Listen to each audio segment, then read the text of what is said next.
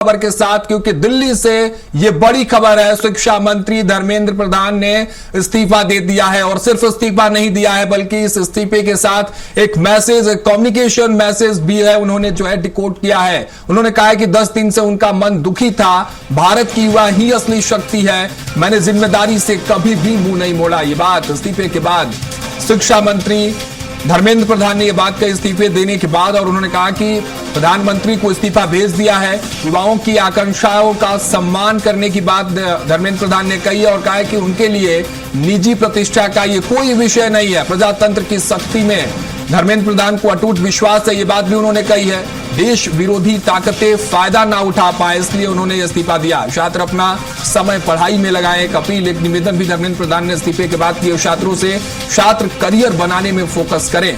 तो देखिए, इस वक्त ये बड़ी खबर है, धर्मेंद्र प्रधान ने इस्तीफा दे दिया है और इस्तीफे के साथ साथ जो बात उन्होंने कही है युवा शक्ति को लेकर, जो उन्होंने मैसेज दिया है, वो मैसेज भी इस वक्त हम आपको बता रहे हैं। धर्मेंद्र प्रधान ने कहा है कि युवा शक्ति देश की असली ताकत है, देश की असली शक्ति है, और उन्होंने ये भी कहा कि 10 दिन से इस पूरे मसले को लेकर, इस पूरे मामले, इस पूरे प्रोटेस्ट और छात्रों को लेकर वो चिंतित थे, दुखित थे, और इसी वजह से उन्होंने ये इस्तीफा प्रधानमंत्री नरेंद्र मोदी को भेज दिया है।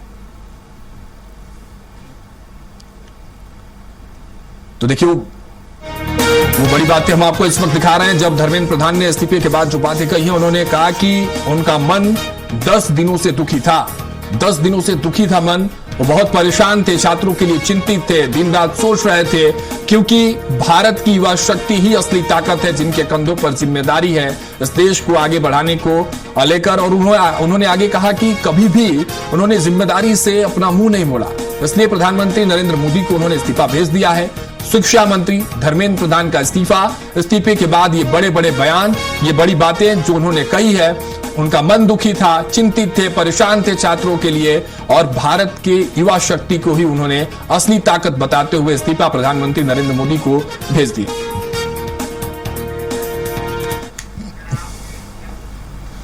अब सीजेपी के प्रमुख अभिजीत दीपके ने धर्मेंद्र प्रधान के इस्तीफे के बाद बयान दिया। धर्मेंद्र प्रधान के इस्तीफे के बाद पहला बयान सामने आया है। इस्तीफे से मृतक छात्रों को न्याय मिला है, लोकतंत्र की जीत हुई है और देश के छात्रों ने कर दिखाया है। सीजेपी ने कहा कि छात्र एकता जिंदाबाद, कुछ करेंगे नहीं तो सरकार झुकेगी नहीं। और सीजेपी के प्रमुख अभिजीत दीपके ने कहा कि सिस्टम में लोग जो बैठे हुए थे वो कहते थे कि इस्तीफे नहीं होते हैं, युवाओं ने इस्तीफे अब लिए हैं, देश के युवाओं ने सरकार को झुका दिया है। ये जिद्दी सरकार को रिजिड बताया अभिजीत दीपके ने, और कहा कि किसी की नहीं सुनती थी, वो आखिरकार छात्रों की सुननी पड़ी है। छात्रों पर जो एफआईआर दर्ज है उसको रद्द करने की मांग जो है एक बार फिर से अभिजीत दीपके ने की है।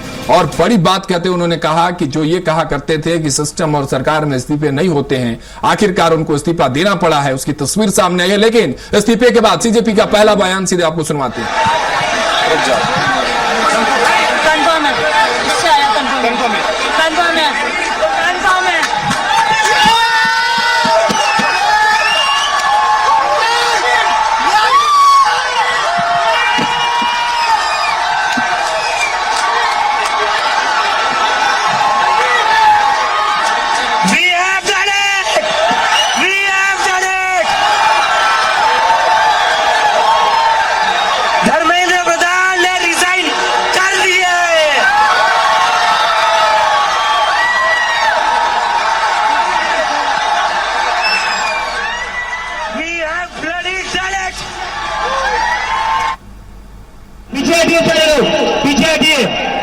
पीछे हटिए, बैरिकेड गिर जाएंगे, पीछे हटिए प्लीज, पीछे हटिए, बैरिकेड से पीछे हटिए, बैरिकेड से पीछे हटिए।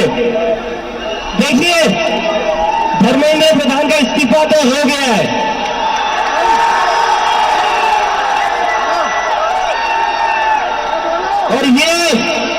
और ये इस्तीफा गवाह इस बात का, अगर आप लोग डरेंगे नहीं, अगर आप लोग इस सरकार के सामने झुकेंगे नहीं, तो अच्छे के इस्तीफे ले सकते हैं हम। तो डरना नहीं है, डरना नहीं है, डेमोक्रेसी है। अगर डेमोक्रेसी में बोलने से डर लगने लगे तो कैसी डेमोक्रेसी है? डरना नहीं है। अगर अपनी आवाज उठाओगे तभी ये लोग लाइन में रहेंगे, और इन्हें लाइन में रखना जरूरी है। इन्हें लाइन में रखना जरूरी है, क्योंकि ये जो आज खुद को बादशाह समझ बैठे हैं ना, ये हमारी वजह से बैठे हुए हैं।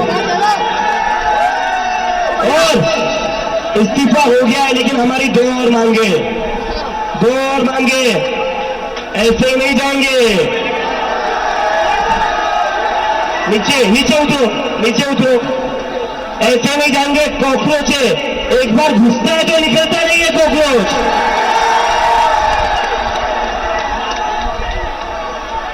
धर्मेंद्र प्रधान का इस्तीफा तो हो गया, लेकिन जिन बच्चों ने सुसाइड करी है उनके परिवार को 1 करोड़ का मुआवजा और मिलना चाहिए ना, मिलना चाहिए ना, 1 करोड़ का मुआवजा उन सारे परिवारों को। और दूसरा, ये जो पुलिस वाले गुंडों ने हरकत करी थी 20 तारीख को, उसके ऊपर पुलिस वालों के ऊपर एक्शन तो होना ही चाहिए। DCP Sandeep Lamba, ACP Ajay Sharma, Sachin Sharma. तो देखिए 36 दिन से लगातार प्रदर्शन के बीच तमाम अप एंड डाउन की ग्राफ्स की तस्वीरें, कभी लाठीचार्ज की तस्वीर, कभी आंसू गोले दागने की तस्वीर, और उस बीच छात्रों की वो तमाम 3 प्रमुख मांगे जिसको लेकर सीजेपी के साथ तमाम हजारों की संख्या में सड़कों पर और जंतर मंतर पर, इसके साथ ही देश प्रदेश के अलग अलग इलाकों में छात्र छात्राएं मैदान पर थे, सड़कों पर थे। हालांकि उनमें से एक प्रमुख मांग जो धर्मेंद्र प्रधान के इस्तीफे को लेकर थी उसको जरूर स्वीकार किया गया, लेकिन इसका मैसेज किस वक्त, क्योंकि भारत इस पूरे वैश्विक पटल पर सबसे बड़ा लोकतांत्रिक देश है और फ्लेक्सिबल कॉन्स्टिट्यूशन की बात हम जब करते हैं, जब उस फ्लेक्सिबल कॉन्स्टिट्यूशन में, उस फ्लेक्सिबल डेमोक्रेसी में इस तरह की तस्वीर सामने आती है तो सवाल बड़े हो जाते हैं। इन तमाम बड़े सवालों को समझने की कोशिश करते हैं। धर्मेंद्र प्रधान के इस्तीफे से लेकर सीजेपी का प्रोटेस्ट और उसमें उठते हुई मांगों को लेकर जो तस्वीर सामने आई, क्या अहम संदेश जा रहा है इसको लेकर देश में और वैश्विक पटल पर, क्योंकि इसकी चर्चा वैश्विक पटल पर होने शुरू हो गई थी। तमाम मीडिया कवरेज जो है, जो विदेशों में रहते थे, उन्होंने भी कवर करना, इस पर बातचीत करना शुरू कर दिया था। हर पहलू को समझते हैं। इस्तीफे के बाद की जो कहानी है, इसमें जो किरदार है, हमारे साथ executive editor Ajay Tripathi sir जुड़ रहे हैं और इसके साथ ही रमेश शर्मा जी वरिष्ठ पत्रकार है हमारे साथ जुड़ रहे हैं। आप दोनों का बहुत बहुत स्वागत है। शुरुआत आप ही से सर, थोड़ा सा अजय सर समझना चाह रहा हूं, क्या मैसेज आ रहा है इस इस्तीफे के बाद, क्योंकि मुझे लगता है या छात्रों की मांग को लेकर जो है वो जल्दबाजी सरकार को दिखानी चाहिए। जो बात आज संवेदनशीलता की कर रही है सरकार, क्या आपको नहीं लगता है कि ये कुछ दिन और पहले हो जानी चाहिए थी जब सड़कों पर छात्र थे, लेकिन अब क्या ये कहा जाए कि सरकार देर आई है, दुरुस्त आई है? अजय सर। नहीं, देखिए सरकार ने जो फैसला लिया है, भले थोड़ा देर से लिया लेकिन ठीक फैसला हुआ है। देखिए, अगर किसी की मांग, भले वो बच्चे हों या कोई भी पार्टी उस सड़क पर उतर आंदोलन करती है और सरकार के खिलाफ सरकारें तुरंत उस पर एक्शन लेने, इस्तीफा दे दें, तो ये माना जाएगा कि सरकारें ऐसे ही चला करती हैं। लेकिन सरकारों के पास बहुत सारी चुनौतियां होती हैं, चाहे कोई भी सरकार हो, नरेंद्र मोदी की सरकार हो या किसी की सरकार के सामने बहुत सारी चुनौतियां होती हैं, बहुत सारी रणनीतियां उसके सामने होती हैं, बहुत सारे मुद्दे होते हैं। उन सब पर विचार करने के बाद इस तरह का निर्णय लिया जाता है। तो स्वाभाविक रूप से सरकार ने विचार किया, उसके बाद ये निर्णय हुआ है। और उस निर्णय के बाद जो माहौल बना है वो स्वाभाविक रूप से ये सरकार ने मानने की कोशिश की कि युवा पीढ़ी, जेन जी जिसे कहते हैं हम लोग, वो युवा पीढ़ी आने वाला भविष्य है। धर्मेंद्र प्रधान जी ने भी अपने इस्तीफे में वही बात कही कि युवा पीढ़ी देश का भविष्य है। देश के भविष्य के साथ खिलवाड़ नहीं होगा, लेकिन उसके भविष्य के साथ कोई और खिलवाड़ न ले, कोई उनको अपना टूल्स ना बना ले। ये पिछले 4 दिन में जांचने की कोशिश, परखने की कोशिश की गई और उसके बाद सरकार का ये फैसला हुआ है। जी ठीक है। रमेश जी, आप इस पूरे मामले को किस तरह से देख रहे हैं? 36 दिन तक लगातार प्रोटेस्ट, छात्र छात्राएं सड़कों पर, मांग सिर्फ एक ही है कि शिक्षा मंत्री धर्मेंद्र प्रधान इस्तीफा दे दे। 36वें दिन विपक्ष की भी भूमिका इसमें नजर आई, विपक्ष भी इस आंदोलन का हिस्सा बने। क्या मैसेज जा रहा है इस वक्त इस इस्तीफे के बाद? क्या जीत किसकी हुई? क्योंकि लोकतंत्र खतरे में है, इसको लेकर विपक्ष लगातार सवाल उठाती हुई नजर आई। लेकिन आज सीजेपी के जो फाउंडर है अभिजीत दीप, उन्होंने कहा कि लोकतंत्र की जीत हुई है, छात्रों की जीत हुई है। क्या मैसेज आप समझ पा रहे हैं इसके पीछे? रमेश जी। देखिए इसमें कोई शक नहीं कि सरकार का ये जो निर्णय है ये बहुत दूरदर्शिता वाला और एक अच्छा निर्णय है। जैसा कि अजय जी ने भी कहा है कि लोकतंत्र हमेशा संवेदनशील, फ्लेक्सिबल होता है, तो स्वाभाविक रूप से आंदोलन के आगे उन्होंने ये त्यागपत्र ले लिया है। इसको हम तीनों प्रकार से देख सकते हैं। इसमें कोई शक नहीं है कि आंदोलन एक प्रकार से छात्रों के नाम पर आंदोलन दो दिशाओं में चलने लगा था। एक तो कुछ असामाजिक तत्व इस आंदोलन का लाभ उठाने लगे थे। आपने अगर देखा होगा जिन दिनों धरना चल रहा था तो उसमें किस तरह की मांगे उठी हैं, कश्मीर मांगे आजादी, राम जी को लेकर के भी टिप्पणियां उठी हैं, एक गीत गाया गया कि अब बस अल्लाह तेरा नाम रहेगा। तो कई लोग इस आंदोलन का लाभ उठा रहे थे। दूसरा, इस छात्र आंदोलन को लेकर के कांग्रेस देश भर में सड़कों पर उतर आई थी, तो कहीं ना कहीं एक राजनीतिक वातावरण भी एक अलग दिशा में जाने लगा था। इस समय अगर आप अंतर्राष्ट्रीय स्थिति को देखेंगे तो ऐसी स्थिति में भारत में शांति की बहुत आवश्यकता है, सद्भाव की बहुत आवश्यकता है। तो इन सारी बातों को ध्यान में रख करके सरकार ने निर्णय लिया है। इसको हम लोकतंत्र की जीत भी मान सकते हैं, क्योंकि छात्र ये बड़ा आंदोलन ना होता तो सरकार ने जो 4-5 बड़े-बड़े फैसले लिए हैं, फास्ट ट्रैक का फैसला लिया है, कुछ उसमें जो आरोपी थे, जो कर्मचारी थे, उनको उन्होंने बर्खास्त भी किया हुआ है और फास्ट ट्रैक कोर्ट में भी मामले चलेंगे और उसमें कड़ी सजाओं का प्रावधान भी किया है। वो जो कंपनसेशन राशि है वो भी बढ़ाई है। ये उन्होंने कल रात को, परसों रात को फैसले लिए और आज फिर धर्मेंद्र प्रधान का इस्तीफा स्वाभाविक रूप से सरकार की दूरदर्शिता और कहीं ना कहीं लोकतंत्र की जीत, इसका श्रेय हम दोनों चीजों को दे सकते हैं। ठीक है अजय सर, एक महत्वपूर्ण बयान संघ प्रमुख मोहन भागवत का भी सामने आया। तमाम सवाल थे चुप्पियों को लेकर, तमाम सवाल थे साइलेंस को लेकर कि आखिर और भी लोग, और भी संगठन या और भी जो बड़े चेहरे हैं जो बात खुलकर रखते हैं, युवाओं की बात करते हैं, वो आखिर खामोश क्यों? उन खामोशियों को लेकर एक सवाल था, लेकिन इसका इंपैक्ट देखने को मिला क्या? क्या यह समझा जा सकता है? मोहन भागवत ने बयान दिया कि युवा शक्तियों से लड़ा नहीं जा सकता है, उनसे संवाद करिए। उन्होंने भी एक अपील की, एक निवेदन कहीं ना कहीं इसको समझा जा सकता है, एक संदेश दिया उन्होंने। क्या इसका इंपैक्ट दिखा कि युवा शक्ति से आप टकरा नहीं सकते, उनसे संवाद करिए, बात करिए, यही मसलों का हल हो सकता है?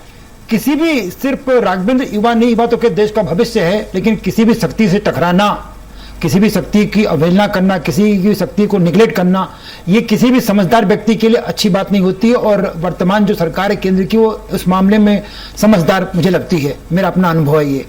एक किसी की लाइनें मुझे राघवेंद्र याद आ रही, जिसमें कहा गया है कि पानी से नहाने वाले सिर्फ लिबास बदल पाते हैं, लेकिन पसीने से नहाने वाले इतिहास बदल जाते हैं। तो पसीने से नहाए बच्चों ने इतिहास बदल दिया। मोहन भागवत जी की जो आप चर्चा कर रहे थे, मोहन भागवत जी राष्ट्रीय स्वयं सेवक संघ के उस संस्था के प्रमुख हैं जो संस्था समाज के हित की बात करती है। उसको हम कई बार बीजेपी से और इससे और उससे जोड़ देते हैं, लेकिन संघ वास्तव में समाज के लिए काम करता है। संघ का एक अपना ध्येय वाक्य है, वसुधैव कुटुंबकम। उसमें हर पीढ़ी की अपनी एक अधिकार जो होते हैं उसके बारे में बात करती है। तो निश्चित रूप से मोहन भागवत जी, सरसंघ चालक जी का इतना कहना ही इशारा काफी था कि इसमें संवाद किया जाना चाहिए। संघ या संघ प्रमुख कभी, रमेश भाई साहब ज्यादा बढ़िया बता पाएंगे, संघ या संघ प्रमुख कभी खुलकर कोई बात नहीं कहते, उनका इशारा ही कभी होता था। और उसमें बात करना चाहिए, हम लोगों को समझना चाहिए कि नरेंद्र मोदी की सरकार ने संघ प्रमुख के इशारे को समझ करके इतना बड़ा फैसला ले लिया। मुझे क्या राघवेंद्र, एक चीज याद आ रही थी कि भाई साहब ज्यादा बच्चा बता पाएंगे, आज से 40 साल पहले ऐसे ही आंदोलन हुआ था जब असम स्टूडेंट यूनियन आंसू बनी थी और प्रफुल्ल महंतो उसके मुखिया हुआ करते थे। आज जैसे दीपक जी हैं वैसे ही हुआ करते थे। लेकिन आज तो ठीक है, हम भी बहस कर रहे हैं टेलीविजन पर, तमाम बच्चे खुश हो रहे हैं, हम देख रहे हैं, लेकिन इसके बाद जो होता है उसकी चिंता करना चाहिए। असम गण परिषद का, असम स्टूडेंट यूनियन का जो आंदोलन था उसको लेकर के जो हुआ बाद में वो, और आज में हमने पिछले साल जो आंदोलन हुआ, कन्हैया कुमार को बनते देखा है, उस राह पर ये बच्चे न चले जाएं, बस इतनी उम्मीद की जाना चाहिए। बाकी लोकतंत्र की जीत है, लोकतंत्र में हमेशा समझौते होते हैं और इस बात से कोई भी सरकार, नरेंद्र मोदी की नहीं, कोई भी सरकार पीछे नहीं हटती है। जी चलिए, इस पूरे मामले को लेकर इस्तीफे के बाद एक बयान जो आपको सुनवाते हैं। तो देखिए, केंद्रीय शिक्षा मंत्री धर्मेंद्र प्रधान के इस्तीफे पर कांग्रेस नेता अधीर रंजन क्या कुछ कह रहे हैं, उनका बयान सुनवाते हैं।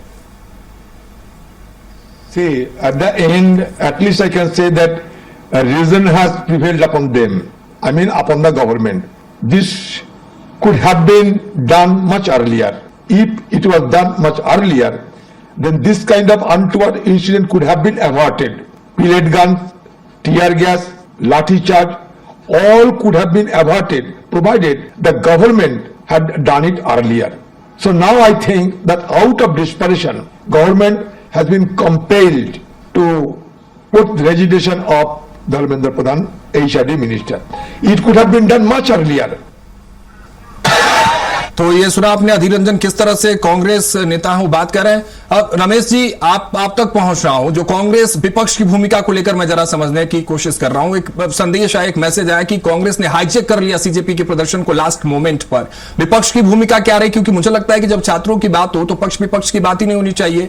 यह संवेदनशीलता का मुद्दा था, छात्रों के भविष्य का मुद्दा था, लेकिन विपक्ष की भूमिका और संघ के मैसेज की जो बात हो रही थी, उन दोनों के बीच की जो एक पैरेलल लाइन है, जरा विस्तार से उस चीज को समझाइए। स्वाभाविक रूप से ये बात सही है। संघ प्रमुख जी ने जो कहा है कि युवाओं से झगड़ा नहीं किया जा सकता, उनकी बात संवाद होना चाहिए, तो स्वाभाविक रूप से इस संदेश में, इस वाक्य में बहुत सारी चीजें छुपी हुई हैं, संकेत छुपा हुआ है। और मैं समझता हूं पिछले 2 दिन से नरेंद्र मोदी जी की सरकार जिस तरीके से विचार मंथन कर रही थी, नरेंद्र मोदी जी का खुद का स्टेटमेंट आया, 12 बजे रात को उन्होंने कुछ कहा, कुछ निर्णय लिए, फिर सोनम वांगचुक जी से मिले, उसमें कहीं ना कहीं मोहन भागवत जी की ये जो बात है, पहले शुरुआत में जो खबरें आ रही थी कि शायद सरकार धर्मेंद्र प्रधान के इस्तीफे पर एक कदम पीछे हट सकती है, लेकिन जैसे ही मोहन भागवत जी का कथन आया, सरकार ने तुरंत उस पर निर्णय लिया। एक बड़ा संकेत है स्वाभाविक रूप से। दूसरा, ये बात बिल्कुल सही है कि ये मुद्दा नीट परीक्षा का मुद्दा आज का नहीं है। नीट परीक्षा का मुद्दा 3 महीने 4 महीने इसको होने आ गए, इसके बदले में नई परीक्षाएं भी हो गई हैं। 20-22 लाख लोगों ने अप्लाई किया, 20 लाख लोगों ने परीक्षा में हिस्सा दिया, 11-1 लाख लोग उसमें सक्सेस हो गए। लेकिन कांग्रेस ने तब बातचीत तो की है, लेकिन इसको बड़ा आंदोलन का रूप नहीं दिया। कांग्रेस ने इसको आंदोलन का रूप, ये कॉकरोच पार्टी के आंदोलन के बाद ही फिर उन्होंने इस आंदोलन को 2 दिन बाद पकड़ा। पहले दिन तो कांग्रेस के नेता भी धरना स्थल पर गए, जंतर मंतर पर गए, लेकिन अगले दिन से उन्होंने समानांतर अपना आंदोलन शुरू कर दिया। न केवल दिल्ली में उन्होंने समानांतर आंदोलन शुरू किया, बल्कि देश के विभिन्न भागों में इस आंदोलन को शुरू कर दिया।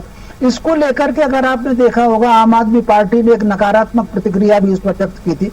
तो कुल मिलाकर के मुझे जो लग रहा है कि आगे चल करके कांग्रेस को एक बड़ा मुद्दा मिल गया था, और इसमें कोई शक नहीं कि अगर कांग्रेस पर यह कहा जा रहा है कि उस आंदोलन को हाईजैक कर लिया, तो स्वाभाविक रूप से चूंकि कॉकरोच जनता पार्टी जो बनी है वो अभी उसका कोई नेटवर्क नहीं है। वो ठीक है कि उन्होंने दिल्ली में एक बड़ा अपना काम कर लिया और उनका जो जिद थी या संकल्प कहे वो पूरा हुआ, लेकिन देश भर में जो नेटवर्क है जमीनी स्तर पर वो तो कांग्रेस का ही है। तो स्वाभाविक रूप से अगर ये आंदोलन शुरू होता है तो उसका लाभ कांग्रेस को मिलता है। और मैं समझता हूं इस कांग्रेस ने जो सावधानी उठाई है, ये पुराने अनुभव को ध्यान में रख करके उठाई है। जिन दिनों अन्ना हजारे जी का आंदोलन चल रहा था, आम आदमी पार्टी ने पंजाब, हरियाणा, दिल्ली में अपना प्रभाव बनाया और कांग्रेस को बाहर कर दिया।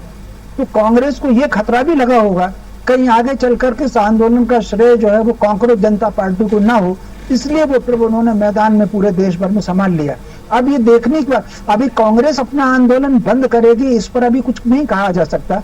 एक आध दिन बाद अभी और देखते हैं, क्योंकि धर्मेंद्र प्रधान के इस्तीफे से एक प्रकार से कांग्रेस पार्टी का आंदोलन डिमांड तो पूरी हुई, लेकिन अभी कांग्रेस पार्टी भी हो सकता है कोई एक आध कोई नई बात आगे बढ़ाए और कांग्रेस एक आध कोई नई बात आगे बढ़ाए।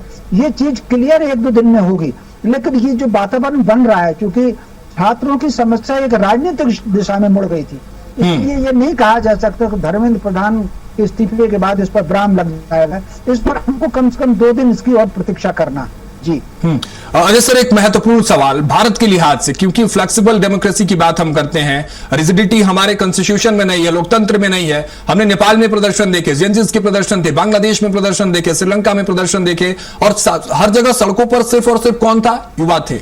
लेकिन ये जो प्रदर्शन, जब भारत में युवा सड़कों पर उतरे थे, भारत के युवा जब जंतर मंतर पर शिक्षा व्यवस्था को लेकर खड़े थे, क्या अगला स्टेप होना चाहिए गवर्नमेंट का आपके अनुभव से, ताकि ऐसी तस्वीरें अब भविष्य में कम से कम सामने नजर आए और जो सिस्टम और व्यवस्थापकों को लेकर सवाल है उसकी तस्वीर बदले? देखिए, तो महत्वपूर्ण मुद्दा जो पे हम लोग की चिंता लगातार करने की, नीट जैसी परीक्षाएं इनको स्वतंत्र कर देना चाहिए। स्वतंत्र मतलब टोटली स्वतंत्र, नहीं तो इस तरह की अब जब परीक्षाओं में घपले होंगे, धांधलियां होंगी, तो आज सीजेपी ने आंदोलन किया है, कल को कोई और संगठन आंदोलन करेगा, और युवा के पास रोजगार नहीं है। रोजगार की व्यवस्थाएं सरकारों को करना पड़ेगा। सिर्फ आज समझौता, ऐसे कह सकते हैं समझौता हो गया, एक समझौते से काम नहीं चल पाएगा। सरकारों को एक प्रक्रिया के तहत, क्योंकि दोनों तरफ दिक्कत होती है। राघवेंद्र, हम लोगों का लंबा अनुभव है, हमने देखा है कि जो मैंने आपसे कहा कि प्रफुल्ल महंतो के नेतृत्व में असम में आंदोलन हुआ, सरकार पलट गई, नई सरकार उन बच्चों की उन स्कूली कॉलेज के बच्चों की सरकार बन गई, लेकिन वो सरकारें बहुत दिन तक काम नहीं कर पाई, क्योंकि जब जिम्मेदारियां सामने आती हैं तो ये होता है। ये धर्मेंद्र प्रधान 1997 में खुद लीड कर रहे थे उड़ीसा में छात्र आंदोलन को, इन्हीं मुद्दों को लेकर के। तो सिर्फ आपके सरकारें बदल देने से, अपनी मांग मान लेने से समस्या खत्म नहीं होती है। सरकारों को एक लॉन्ग टर्म व्यवस्था करनी पड़ेगी, ताकि आने वाले दिनों में इस तरह बच्चों को सड़क पर ना उतरना पड़े, या इस तरह की दिक्कतें ना हो कि हम सब जो भी समाज में रहते हैं, चाहे वो किसी भी वर्ग के हों, सरकार की तरफ एक प्रश्नवाचक चिन्ह के साथ देखें, सरकार को शक की निगाह से देखें। सरकार को अपना ये जो लोकतंत्र है उसमें अपने आप को इस तरह से ठीक करना चाहिए, ताकि सरकार पर शक ना करे। जब शक नहीं होगा तो शायद बहुत सारी बातें अपने आप ठीक हो जाएंगी।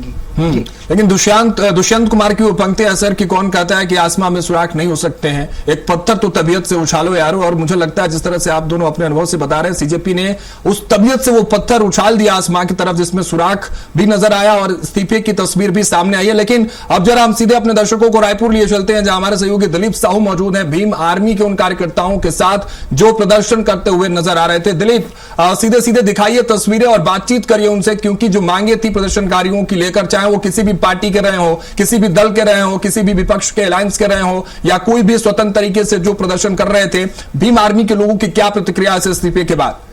दिलीप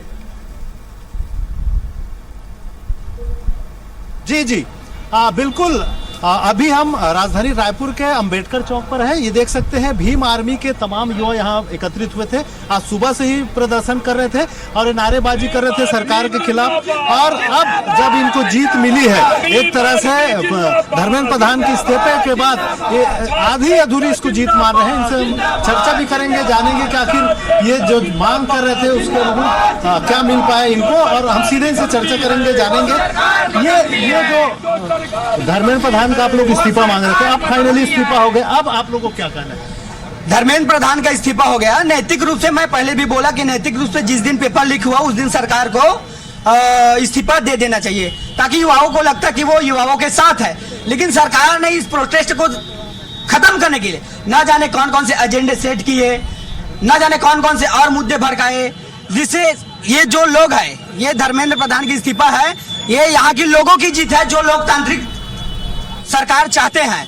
सरकार ने प्रोटेस्ट दबाने के लिए धर्म के मुद्दे एजेंडा फिक्स किए थे, रेलवे स्टेशन नेटवर्क सब बंद किए थे, लेकिन उनका सारे एजेंडा फेल होने के बाद और हमारे भीम आर्मी के चीफ बड़े भैया आजाद चंद्रशेखर आजाद रावण ने, आप देख सकते हैं रात से 2 दिन से उन्होंने संसद के ऊपर, संसद में बैठकर अभी आप क्या चाहते हैं? क्या अब आंदोलन खत्म करेंगे आप लोग? देखो, आंदोलन तो अभी समाप्त करेंगे, लेकिन हमारी मांगे हैं वो पूरी नहीं हुई।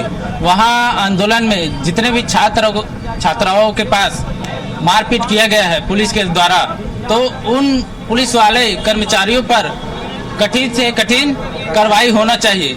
और साथ ही साथ जितने भी वहाँ पे रोकथाम किए गए हैं लोगों को, उनका भरपाई सरकार को करना चाहिए, ताकि जो समानता बनी हुई है उसको बनाए रखे जाए। ये बातें भी कही जा रही थी, आप लोग और बहुत सारी मांगे मांग रहे थे, मुआवजा की बात कर रहे थे। अभी तो धर्मेंद्र प्रधान की इस्तीफा हो गया, तब क्या आप आंदोलन खत्म करेंगे कि मुआवजा और दूसरी मांगों को लेकर? अभी जो है हमारा तो यहाँ 1 दिवसीय का भी आंदोलन था, वो कि अभी हम लोग बंद करेंगे।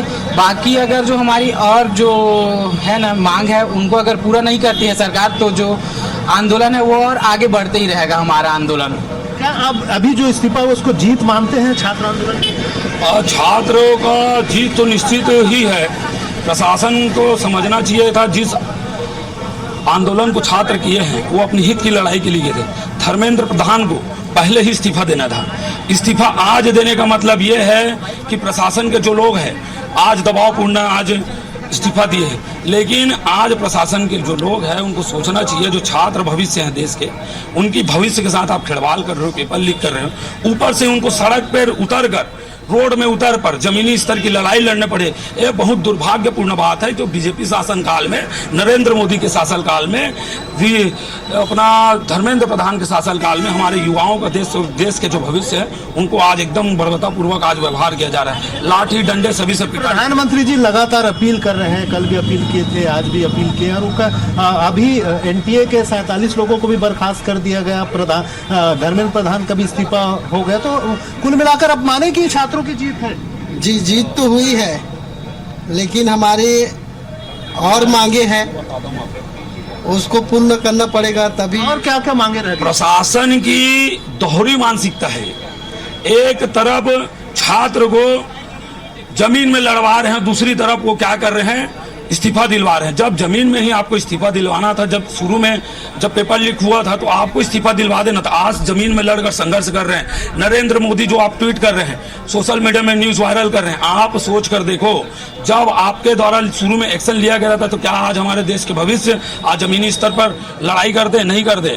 प्रशासन की जवाबदारी थी। जिस पेपर को आपने लीक करवाया, सरकार कह रही लगातार इस पर हम लोग कार्रवाई किए हैं, लगातार जो दोषी है वो जेल में है, इसके लिए फास्ट ट्रैक भी बनाया जा रहा है, संसद में विधेयक कानून भी लाया जा रहा है। इसके बावजूद अब क्या आप संतुष्ट होंगे सरकार के फैसले? देखो, कुछ चीजों में हम संतुष्ट हैं, जो पहली मांग थी वो तो पूरी हो गई है, लेकिन हम चाहते हैं कि वहाँ सीबीआई जांच भी होनी चाहिए। क्यों? क्योंकि वहाँ पे किस मामले की सीबीआई जांच होनी चाहिए? मामला ऐसा है कि वहाँ पे छात्र छात्राओं के साथ शोषण हुआ है।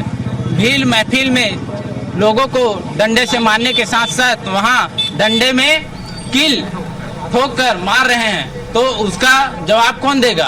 उसको शासन को देना पड़ेगा। उसकी सीबीआई जांच करानी चाहिए। महिला वहाँ आंदोलन कर रहे हैं, उसके पास अन्याय अत्याचार किया गया, उसका भी जवाब उनको देना पड़ेगा। ये सरकार समझ जाए।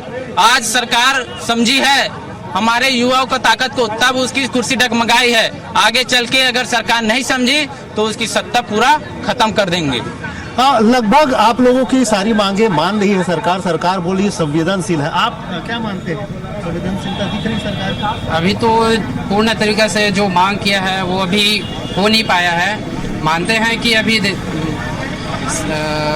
सर का इस्तीफा मिल गया है, लेकिन हमारे बड़े भैया चंद्रशेखर आजाद जी अभी भी संसद में बैठे हुए हैं। हम उनका आभार व्यक्त करते हैं और आज उनकी वजह से हमारे स्टूडेंट्स भाइयों को इस लड़ाई में सफलता प्राप्त हुआ है। और हम चाहते हैं कि हमारे बहनों और स्टूडेंट्स भाइयों के साथ बर्बरतापूर्वक वहाँ पर लाठीचार्ज किया गया है। हमारे निर्दोष बहनों के साथ पुलिस द्वारा दुराचार किया गया है। बिना कांस्टेबल लेडी के वहाँ हमारे बहनों को पुलिस वाले द्वारा हाथ मारा गया है। इन सब की भी जांच होनी चाहिए, पूरा होना चाहिए। ये भी बातें कही जा रही है कि अब लगभग सभी मांगे सरकार मानने जा रही है। और कोई ठीक है दिलीप, आप वहां बने रहिए, बातचीत करिए और प्रदर्शनकारियों के क्या रिएक्शन है वो आगे भी आपके जरिए हम अपने दर्शकों को दिखाते रहेंगे। लेकिन हमारे साथ एग्जीक्यूटिव एडिटर अजय सर जुड़े हुए हैं, एक बार फिर से उनका रुख करते हैं। अजय सर, एक महत्वपूर्ण सवाल, क्योंकि अब ये जो लड़ाई थी सर, जो सड़कों पर और जो जिस तरह से छात्र लड़ रहे थे, ये सिर्फ लड़ाई सीजेपी वर्सेस मोदी गवर्नमेंट से जरूर शुरू हुई, लेकिन फिर बाद में धीरे धीरे मीट तक आते आते 15 दिनों बाद 10 दिनों बाद ये लड़ाई विपक्ष बनाम मोदी गवर्नमेंट भी नजर आने लगी। मैं आपसे ये समझना चाह रहा हूं, और ये बेहद जरूरी इसलिए भी है कि अगर इस प्रोटेस्ट का राजनीतिकरण होता है तो इसका सबसे बड़ा नुकसान किसको होने वाला है और इससे बेनिफिट किसको हो जाएगा? मुझे लगता है कि अगर इसका नुकसान होता है तो कांग्रेस जो इस आंदोलन को हाईजैक करने की कोशिश कर रही थी, इसके पहले भी जो आंदोलन हुए उसमें ऐसा ही हुआ। और ऐसे आंदोलन जब हाईजैक होते हैं तो बहुत दिक्कत होती है, क्योंकि लॉन्ग टर्म सिला बहुत बेकार मिलता है। जैसा मैंने आपको कहा कि चाहे वो जेएनजी का आंदोलन नेपाल वाला हो, या हमारे यहाँ 40 साल पहले जब असम गण परिषद का आंदोलन हुआ वो आंदोलन हो, या जेपी आंदोलन हो, या बीपी सिंह के समय आंदोलन हुआ, उसका लाभ कुछ और लोगों को मिल जाता है, तात्कालिक लाभ मिलता है, लेकिन लॉन्ग टर्म बड़ा नुकसान होता है। तो कांग्रेस को नुकसान हुआ, क्योंकि कांग्रेस चाह रही थी कि आंदोलन पूरी तरह उसके कब्जे में आ जाए और वो आंदोलन के अंत में जब फैसला हो तो उसके हक में हो। तो अगर उसके फैसला उसके हक में होता या उसको लगता लोगों को कि कांग्रेस ने करवाया है, तो आज दीपेंद्र जी जो बड़े खुशी मन से कह रहे हैं, भाषण दे रहे हैं, ये भी कन्हैया कुमार बन जाते। और कन्हैया कुमार का जो हश्र हुआ हम सब जानते हैं। और इसलिए अभी जो फिलहाल ये जीत बच्चों की मानी जाएगी, छात्रों की मानी जाएगी, और निश्चित रूप से इसके लिए सिर्फ और सिर्फ छात्रों को ही मानना जाना चाहिए। और हुक्मरान तो असल में वही हैं, वो छात्र जो हैं असल हुक्मरान वही हैं। वो हुक्मरान की गद्दी पर जो बैठे हैं वो तो सिर्फ हुक्म मानने वाले लोग हैं, उन्होंने उनकी बात मान ली हुक्मरानों की। जी ठीक है सर, एक और सवाल, क्योंकि भारत की डेमोक्रेसी में हम लोग बात करते हैं, जब भारत के लोकतंत्र की बात करते हैं तो उसमें बात है for the people, by the people and from the people. लेकिन इसके बेस में जो सबसे महत्वपूर्ण बात होती है वो होती है भरोसे की, कि जिस जनता ने सरकार को उस गद्दी पर बिठाया है वो दोनों का आपसी भरोसा जो है वो बना रहे। लेकिन इस प्रोटेस्ट में हमने देखा कि छात्रों और बच्चों का भरोसा टूटा था, विश्वास टूट गया था, निराश हो गए थे, आक्रोशित थे। तो क्या इस इस्तीफे के बाद वो तस्वीर बदलेगी और क्या सरकार अभी इस इस्तीफे के बाद उन बच्चों को, उन छात्रों को उस भरोसे में वापस ले आ पाएगी जिनका भरोसा टूट गया था, जिनका विश्वास टूट गया था, जो परीक्षाओं में बार बार जाने के बाद, पेपर लीक के मामलों के बाद वो निराश हो जा करते थे, क्या वो भरोसा वापस लौटाने में सरकार जो है वो कारीगर होगी इस बार?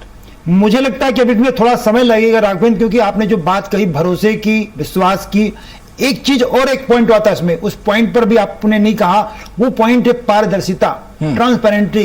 लोकतंत्र में बहुत जरूरी है, किसी भी सिस्टम में बहुत जरूरी है, लेकिन लोकतंत्र में सबसे अधिक जरूरी है कि विश्वास, भरोसा, क्योंकि बड़े लोकतंत्र में एकदम भरोसा नहीं हो सकता, लेकिन अगर सरकारें या जिनके पास दायित्व है वो दायित्व निभाने वाले अगर ट्रांसपेरेंसी के साथ करेंगे, विश्वसनीयता के साथ काम करेंगे तो 50 गलतियां भी हम मंजूर कर लेते हैं, और चाहे वो बच्चे हों चाहे बड़े हों। लेकिन सबसे महत्वपूर्ण चीज भरोसा जताने के लिए ट्रांसपेरेंसी बहुत आवश्यक है, और अभी भी सरकार के काम काज में मुझे ट्रांसपेरेंसी बिल्कुल नहीं दिखाई पड़ रही है। लेकिन एक चीज और है सर कि बार बार सरकार को इस तरह से बैकफुट पर जाना पड़ रहा है, चाहे वो 3 कृषि कानून जिस तरह से आए थे, जिसको काला कानून कहा गया, जिस तरह से उस पर सवाल उठाए गए, सरकार का बार बार इस तरह से बैकफुट पर जाना। जिस ट्रांसपेरेंसी की बात आप कर रहे हैं, ना उस कानून में ट्रांसपेरेंसी किसानों को नजर आई, ना अभी ट्रांसपेरेंसी छात्रों को नजर आ रहे थे, इसलिए वो सड़कों पर थे। तो बार बार बैकफुट पर जाना और अपनी चीजों को वापस लेना, अपनी मंत्रियों को इस्तीफा दिलाना पड़ रहा है एक प्रेशर के बाद, एक पॉलिटिकल प्रेशर के बाद, या इस तरह से कहें डेमोक्रेटिक प्रेशर के बाद। तो क्या समझा जाए, सरकार ऐसे मुद्दों पर विफल रह जाती है या समझा नहीं पाती है छात्रों को या लोगों को कि देखिए ऐसी बात नहीं है? विफलताओं की तस्वीर कहां से सामने आती है? नहीं, मुझे लगता है कि सरकार में राघवेंद्र चाहे कोई भी बैठे, हमसे आपसे ज्यादा समझदार होते हैं वो, तब तो इतनी ऊंचाई तक पहुंचते हैं, सरकारें बना लेते हैं। उनमें तिक्रम की बात करें, पॉलिटिक्स की बात करें, डिप्लोमेसी की बात करें, कूटनीति की बात करें, जो भी करें, वो जो भी करते हैं वो हमसे ज्यादा समझदार होते हैं।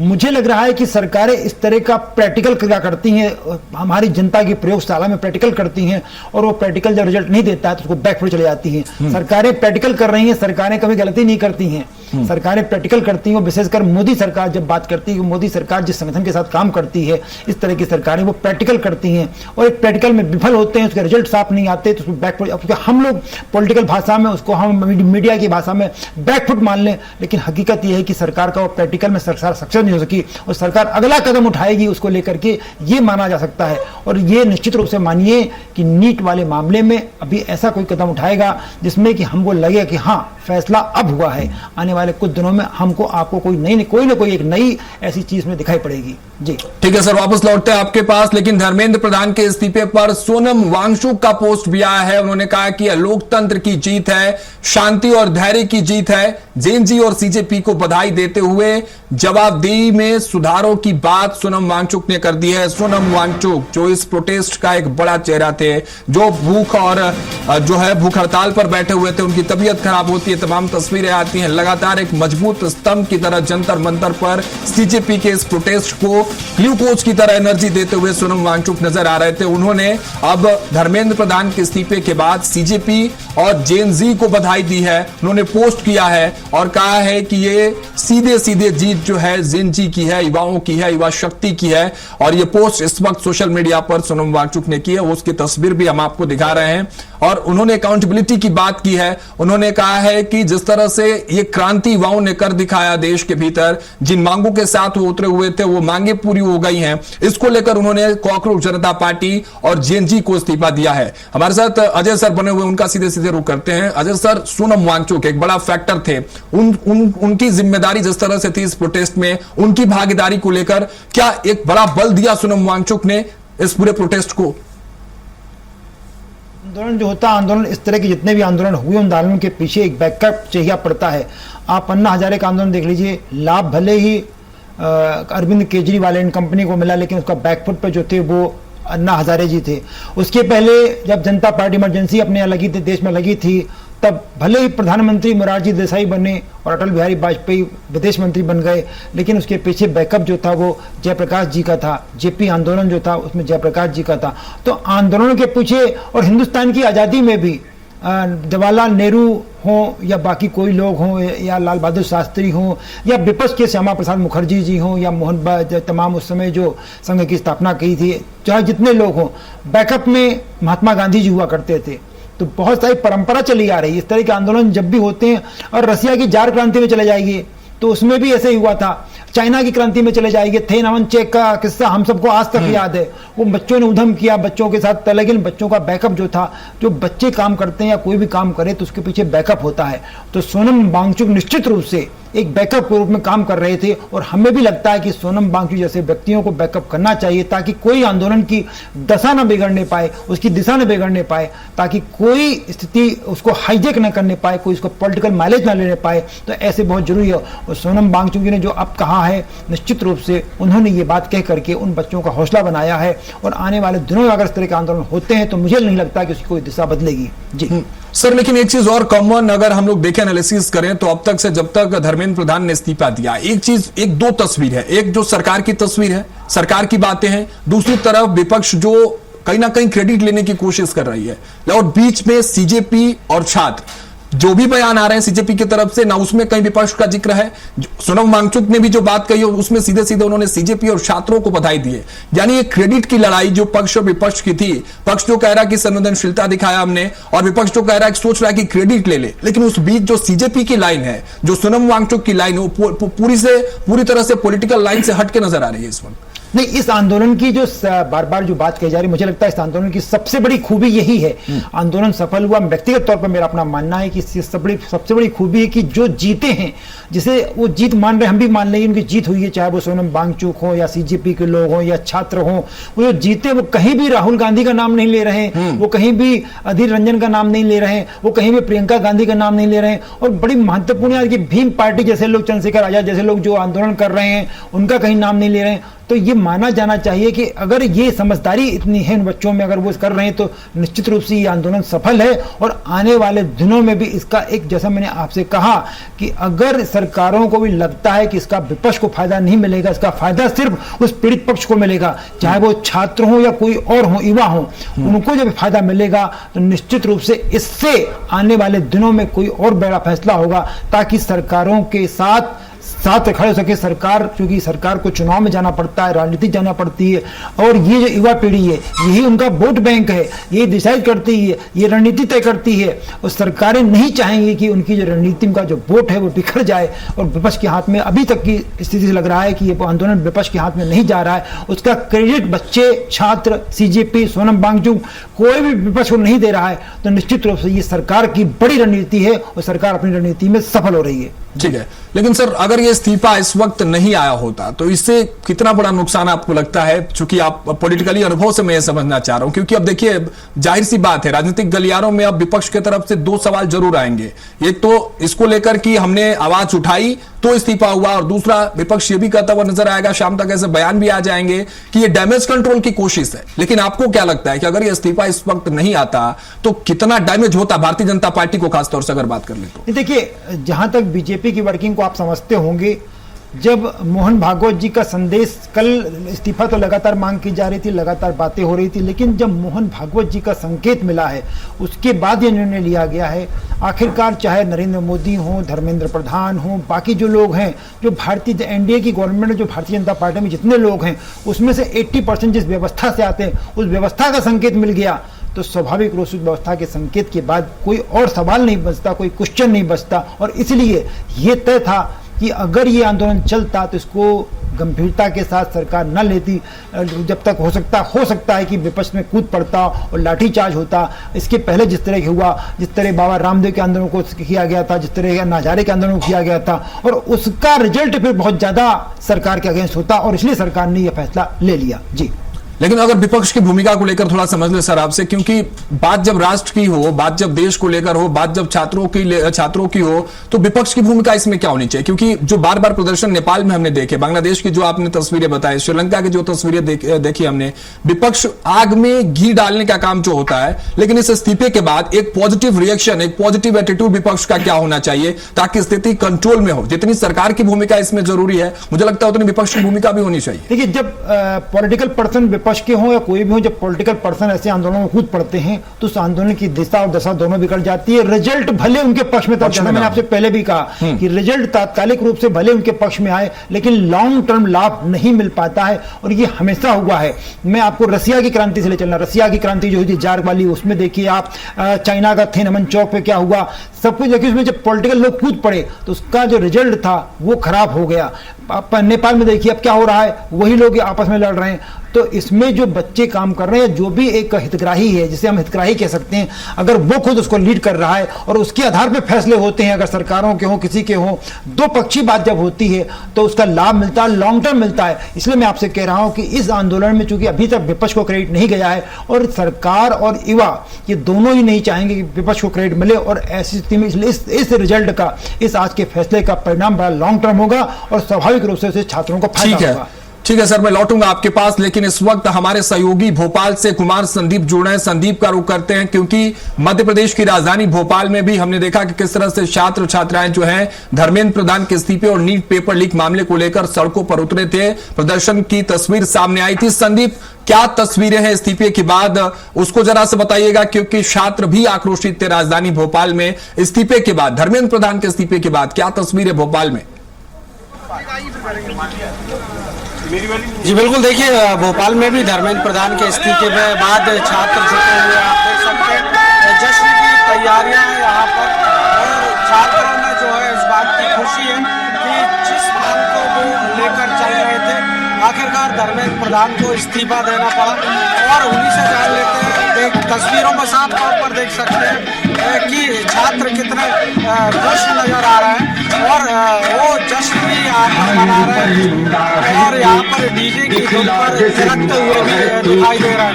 देख सकते हैं कि धीरे धीरे अब छात्र जो है इकट्ठा होना शुरू हुए। रोशनपुरा चौराहे पर जो है वो यहाँ पर छात्र जुट चुके हैं, और हाथ में जो है वो पेपर लीक के खिलाफ कड़ा कानून चाहिए जैसी मांगे भी यहाँ पर जो है वो की जा रही है कि जिस तरह से पेपर लीक हुआ उसके लिए कड़ा कानून जो है वो होना चाहिए। कुल मिलाकर ये धर्मेंद्र प्रधान के इस्तीफे की जो मांग थी वो पूरी हो चुकी है, और छात्रों से ही हम जान लेते हैं कि वो आखिर इस फैसले से कितना खुश है। धर्मेंद्र प्रधान का इस्तीफा हो चुका है, किस तरह की खुशी है? देखिए, ये जीत उन नौजवानों की जीत है जिन्होंने बाहर दिल्ली में लाठियां खाई, आंसू गैस के गोले खाए। ये जीत उन नौजवानों की जीत है जिनको आतंकवादी कहा गया, जिनको कहा गया कि पाकिस्तान चाइना से इनको फंडिंग आ रही है, और आज उन्हीं युवाओं के सामने सरकार को झुकना पड़ा। तो ये निश्चित तौर पर इस देश के तमाम छात्रों की, तमाम युवाओं की जीत है, और इस जीत को हम सभी मिलकर।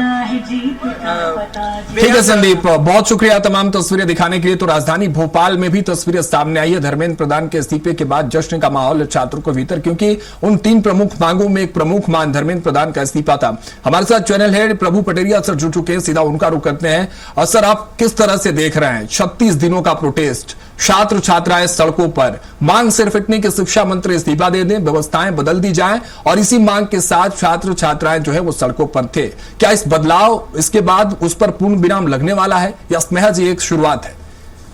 नहीं राघवेंद्र, एक शुरुआत ये मान सकते हैं जब सरकार अड़ियल हो जाती है, जब इस तरीके के मामले आते हैं, जब सरकार अपनी बात पर अडिग होती है, तो ये जो विरोध जो प्रकट होता है वो इस तरीके के स्तर पे होता है, और ये उसका परिणाम है। ये देखिए कि इस देश की परंपरा रही है कि हमारे देश में एक रेल दुर्घटना पर देश का रेल मंत्री इस्तीफा दे दिया करता था, एक विमान दुर्घटना पर एविएशन मिनिस्टर के इस्तीफे इस देश में हो गए। तो ये प्रतीकात्मक है कि व्यवस्था में सुधार यदि होना है, ये व्यवस्था में गड़बड़ी है, तो नीचे से ऊपर तक पूरा सिस्टम जिम्मेदार है। हम एक प्रधानमंत्री एक मुख्यमंत्री चुनने के बाद ये मानते हैं कि उसके आने से वो जो बदलाव के जो वादे कर रहा है वो पूरे सिस्टम में बदलाव हो जाएगा।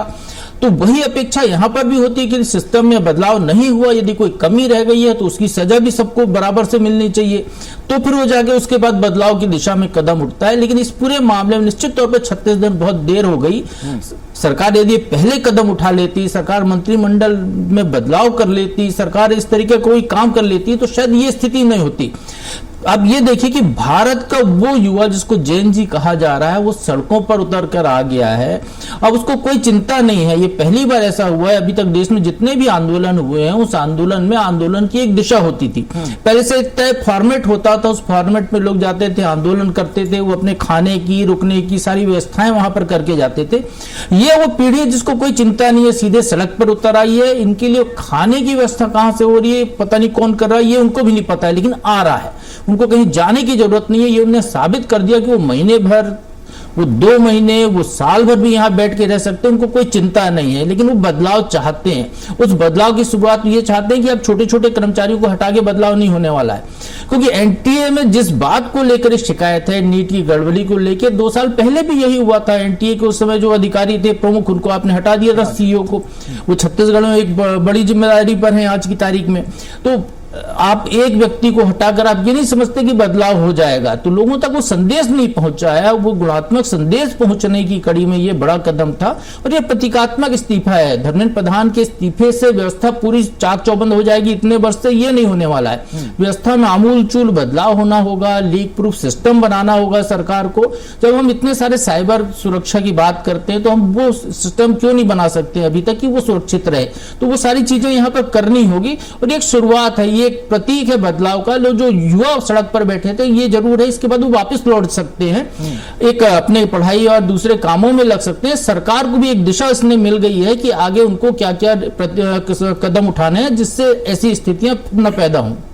सर एक चीज और है ना, क्योंकि ये लड़ाई सिर्फ छात्रों की इस बात की नहीं थी कि धर्मेंद्र प्रधान इस्तीफा दे दी। ये लड़ाई उसकी थी, भरोसे की लड़ाई थी, विश्वास की लड़ाई थी। क्योंकि सरकार और सिस्टम पर छात्रों का भरोसा जो है वो कम होता नजर आया, छात्र परेशान होते नजर आए, मानसिक संतुलन उनका खोता हुआ नजर आया। और ये लाजमी भी है क्योंकि घंटों घंटों पढ़ाई करने के बाद, जब परीक्षा देने के बाद नतीजों की बारी जब आती है तो सामने एक तस्वीर आती है कि पेपर लीक है। तो मैं आपसे ये समझना चाह रहा हूं कि इस्तीफे के बाद वो भरोसा वापस लौट पाएगा छात्रों का, वो मनोबल वापस लौटेगा, विश्वास स्थापित होगा सरकार पर इस सिस्टम को लेकर? देखिए, यूपीएससी के बाद यदि कहें कि कॉम्पिटिटिव एग्जाम की कोई सबसे बड़ी परीक्षा है जो कि लड़का बिल्कुल कच्ची उम्र में होता है, जब वो टीन्स पार कर रहा होता है, 12वीं क्लास में होता है, तब वो देता है, वो है नीट का एग्जाम है। बड़ी कठिन परीक्षा है, इसके लिए बड़ी कड़ी तैयारी की जाती है। कुछ लोग तो अपने बच्चों को जो है 6वीं 7वीं क्लास से कोचिंग कराते हैं, इतनी तैयारी कराते हैं, उनके लिए कोटा जैसी जगह पर जो इंस्टीट्यूट है वहां पर भेजते हैं, घर से बाहर रखते हैं। तो स्वाभाविक तौर पर बच्चा वो बहुत कड़ी चुनौतियों को जूझ कर इस परीक्षा को देने जाता है। उसकी कई साल की तैयारी पर जब इस तरीके से पानी फिरता है तो उसका गुस्सा स्वाभाविक है, जायज है। और इसकी परिणति भी हमने देखी, बहुत सारे बच्चे आत्महत्या जैसे कदम भी उठा चुके हैं। तो निश्चित तौर पर सरकार को यह करना चाहिए कि इसमें इस प्रतीक के बाद जो अभी कुछ हुआ है इसके बाद उनको ये व्यवस्था बनानी चाहिए कि हमारे यहाँ इस तरीके का परीक्षा होती है तो उसमें गड़बड़ियां ना हो। क्योंकि हमारे देश में ये मान के चला जा रहा है कि किसी भी राज्य में कोई से भी स्तर की भर्ती परीक्षा हो या ऐसी कोई बड़ी परीक्षा हो, उसमें गड़बड़ियां हमारे यहाँ सामने निकल कर आती हैं। दूसरे देशों में क्यों नहीं होती हैं? हम जिस देश के सिस्टम को फॉलो कर रहे हैं वहां क्यों नहीं होती है? अमेरिका में क्यों नहीं होती है? जर्मनी में क्यों नहीं होती है? वहां क्यों दिक्कतें नहीं होती हैं? तो कमियां हमारे सिस्टम में या सिस्टम को चलाने वालों में है। तो गुस्सा लोगों का जायज तौर पर फूट कर सिस्टम पर तो आता ही आता है, उससे ज्यादा वो सिस्टम को चलाने वालों पर आता है, क्योंकि जिनके भरोसे पर आते हैं वो। यही धर्मेंद्र प्रधान कई साल पहले जब छात्र नेता थे तो इसी मामले में वो खुद आंदोलन कर रहे थे। तस्वीरें उनकी आ जा रही हैं सामने की, वो जो खुद पेपर लीक के खिलाफ आंदोलन किया था, तब भी वो चोटिल हुए थे। तो जिस आदमी ने उस दर्द को भोगा है, उस आदमी को आज मंत्री बनने के बाद आज के बच्चों का दर्द क्यों समझ में नहीं आ रहा है? ये गुस्सा बच्चों का है जो निकलकर सामने आया है। तो निश्चित तौर पर ये सबक है सरकारों के लिए कि उनको अपने सिस्टम को सुधारना होगा कि दोबारा ऐसी गलतियां ना हो। लीक प्रूफ सिस्टम कीजिए, आप तो ओपन बुक सिस्टम भी बीच में चला था, वो कर दीजिए। आप चाहे 12th के मार्क्स के आधार पर एडमिशन की प्रोसेस कीजिए, लेकिन ऐसा सिस्टम बनाइए कि बार बार ये स्थितियां ना हो कि उनको एक परीक्षा के बाद बार बार परीक्षा देनी पड़े। एक बात में प्रभु जी अभी हमारे राघवेंद्र कह रहे थे, जी एक मुद्दा जो आया था कि एक्शन रिएक्शन और कॉन्फिडेंस से बड़ा है कि ट्रांसपेरेंसी। जब दिखेगा हमें कि हमारे सिस्टम को चलाने वालों में ट्रांसपेरेंसी, तो मेरे ख्याल से बहुत कुछ ठीक हो पाएगा। निश्चित तौर पर पारदर्शिता जरूरी है अजय जी, बिना पारदर्शिता के तो कुछ हो ही नहीं सकता है। आप सिस्टम को जब तक पारदर्शी नहीं बनाएंगे तब तक आप भरोसा नहीं जीत पाएंगे, लोगों को विश्वास नहीं होगा, चाहे वो परीक्षा हो, चाहे व्यक्ति का आचरण हो या सरकार के मामला हो। आप जब चुनाव आते हैं, जब सरकारें घोषणा पत्र देती हैं तो उसको पूरा करने के लिए आप जब वादे करते हैं, तो जो वादों पे सफल होता है, सफल क्रियान्वयन करता है, उसको दोबारा जनता चुनती है, जो नहीं करता है उसको छोड़ देती है। तो ये बिल्कुल वैसा ही मामला है। आप जो कहते हैं, जो वादा करते हैं, वो पूरा होना चाहिए, क्योंकि आप सरकार चला रहे हैं, आप सिस्टम बदलने के एक वाहक हैं। आपको वो मतदाता नजर रख रहा है, वो देख रहा है जो आप पर भरोसा करके आपको वोट देता है और 5 साल आंख बंद करके वो घर में बैठना चाहता है कि हमने इसको चुन लिया, ये हमारे सारे दुख दर्द दूर कर देगा। लेकिन जब नहीं होता है तो फिर ये ऐसा गुस्सा उतर कर सड़क पर आता है। मतलब इन सारे सवालों का समाधान महज एक बात की ट्रांसपेरेंसी, गुणवत्ता बढ़ाई जाए। और जो बात सर आप कह रहे हैं कि व्यवस्थाएं खराब नहीं होती हैं, व्यवस्थापक खराब होते हैं, और जब व्यवस्थापक अच्छे हो जाएंगे तो व्यवस्थाएं मुझे लगता है अपने आप सही हो जाएंगे। फिलहाल आप दोनों का बहुत बहुत शुक्रिया हमारे साथ जुड़ने के लिए और तमाम चर्चा करने के लिए। प्रोफेसर आपका भी और अजय सर आपका भी बहुत बहुत शुक्रिया। तो देखिए, जिस तरह से व्यवस्थाओं को लेकर सवाल थे, बहुत सारे सवाल थे, छात्रों के मानसिक पटल पर कहीं ना कहीं मानस पट पर बड़ा सवाल था, डर था, और इस डर के बाद उस भरोसे को जीतने के लिए, उस इमोशन पर कंट्रोल करते हुए किस तरह से सीजेपी के साथ हजारों छात्र सड़कों पर थे इस मांग के साथ कि धर्मेंद्र प्रधान का इस्तीफा हो। धर्मेंद्र प्रधान ने इस्तीफा दिया है, छात्रों की जीत हुई है, लोकतंत्र की जीत हुई है, और यही मैसेज, यही संदेश जो है आज पूरे देश में जो है वो फैल रहा है सीजेपी के इस प्रोटेस्ट के बाद। लेकिन चलिए एक और तस्वीर आपको दिखाते हैं। जेपी नड्डा से धर्मेंद्र प्रधान ने मुलाकात की है। प्रधान के इस्तीफे के बाद की मुलाकात की तस्वीर सामने आई है। जेपी नड्डा से धर्मेंद्र प्रधान ने चर्चा की है। इस्तीफे के बाद ये पहली मुलाकात है धर्मेंद्र प्रधान की। उन्होंने जेपी नड्डा से मुलाकात की है। जेपी नड्डा से मुलाकात कर धर्मेंद्र प्रधान ने चर्चा की है। तो देखिए,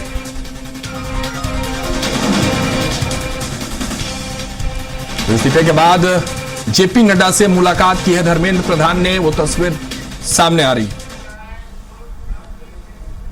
तो फिलहाल के लिए मेरे साथ इतना ही। आप बने रहिए स्वराज एक्सप्रेस के साथ। नमस्कार।